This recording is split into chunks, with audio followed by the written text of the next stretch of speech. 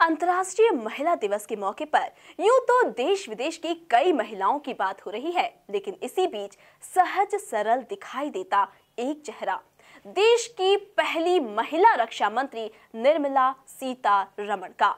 जितनी सहज देश हित के फैसले लेने में, उतनी ही तेज तर्रार देश के रक्षा मसौदों की बात हो या फिर महिलाओं के रक्षा क्षेत्र में काम करने के स्पष्ट दृष्टिकोण की।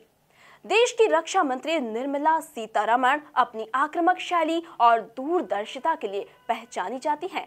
निर्मला सीतारमण के बारे में आइए जानते हैं और भी बहुत कुछ हमारे इस विशेष कार्यक्रम में। देश की पहली महिला रक्षा मंत्री निर्मला सीतारमण अपनी हाजिर जवाबी और वाक चातुर्य के लिए पहचानी जाती हैं और उनके इसी गुण ने उन्हें इतने कम राजनीतिक सफर में इतना बड़ा मुकाम दिलाया।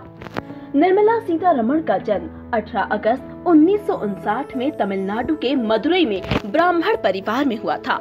इनके पिता का नाम श्री नारायण सीतारमण और माता का नाम सावित्री देवी है। इन्हें बचपन से ही देश की राजनीतिक व्यवस्था को समझने की ललक थी। इन्होंने तिरुचिरापल्ली के सीता लक्ष्मी कॉलेज से बीए की डिग्री हासिल की। इसके बाद इन्होंने जवाहरलाल नेहरू विश्वविद्यालय से वर्ष 1980 में इकोनॉमिक्स में एमए की डिग्री हासिल की। इसके बाद इन्होंने यहीं से एमफिल की डिग्री भी हासिल की। निर्मला सीतारमण का व्यक्तिगत जीवन कुछ इस तरह है। जवाहरलाल नेहरू विश्वविद्यालय में निर्मला सीतारमण की मुलाकात डॉक्टर प्रभाकर से हुई।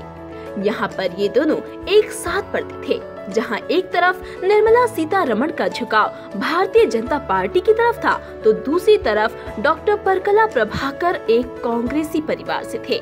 इनकी माता आंध्र प्रदेश में कांग्रेस की तरफ से विधायक भी रह चुकी हैं और इनके पिता वर्ष 1970 के समय आंध्र प्रदेश की कांग्रेस सरकार में मंत्री भी थे।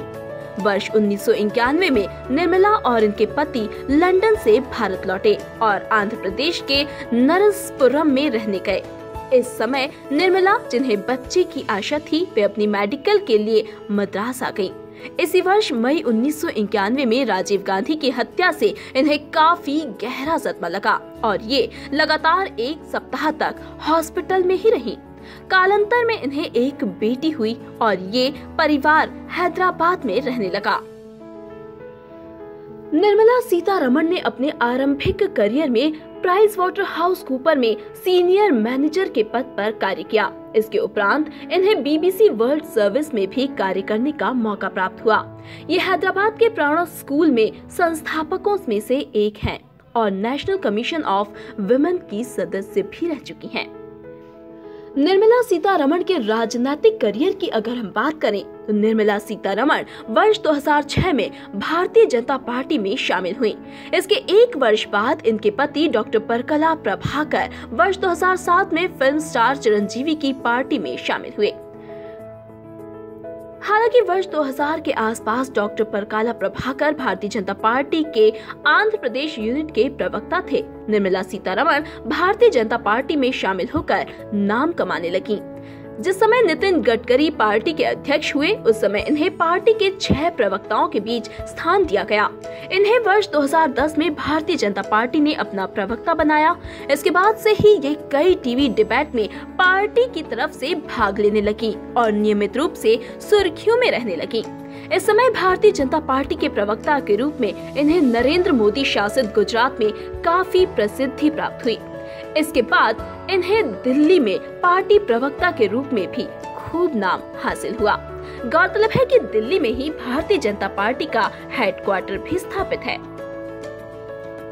एक सक्षम प्रवक्ता के रूप में निर्मला सीतारमण वर्ष 2014 के लोकसभा चुनाव के दौरान पार्टी के लिए काफी बेहतर साबित हुई। इस समय इन्होंने नरेंद्र मोदी को प्रधानमंत्री के रूप में प्रचार करने में भी काफी भूमिका निभाई। इस चुनाव में भारतीय जनता पार्टी को भारी मतों से विजय प्राप्त हुई और पार्टी ने केंद्र में अपनी सरकार बनाई।